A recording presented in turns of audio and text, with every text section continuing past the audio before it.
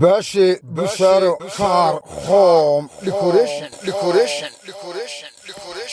carwadii beledkeenna bilada qaaday horyaalkee beestiyo ku ammaanan biyo meel godan weeye bilicdii quruxeed oo bishma'aan lagu koobin barta ay fadhida ogow waa baashe bushaaro binadii gurigaaga iyo beydka aad ku carrawdo fadhiga booqashadiisa bartaad seexan lahayd iyo sariirta barbarkeeda gidaara soo bambannaan iyo sibidh boodh ka kacayo oo indhuu soo baqayaan looma baahna hadeere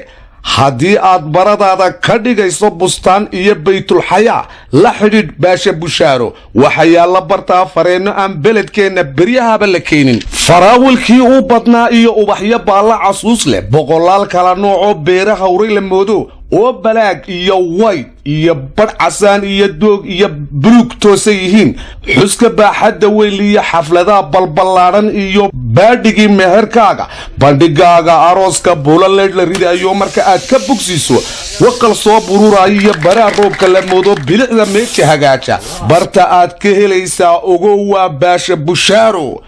باشا بشارة باشا وبحلي باشا هوم ديكوريشن waxa uu bulshada Soomaaliland ugu bushaareynaya inuu ku keenay safaradii u dambeeyay adduunida ee dhinaca qurxinta guryaha aroosyada meherada dhalashooyinka qalinjabinta xafladaha jaamacadaha iyo dhammaanba qurxinta guryaha oo dhan oo casriya waxaad ka heli doontaa kumanaan kun oo nooc oo kala duwan oo loogu talagalay bilicda iyo qurxinta decorationka baasha wuxuu ku yaalaa bartamaha magaalada Hargeysa gaar ahaan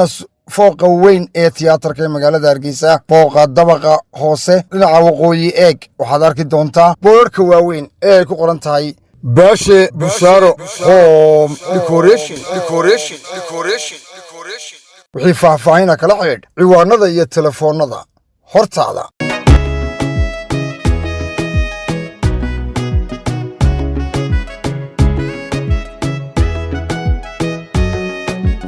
باشا بشارة كار هوم ديكوريشن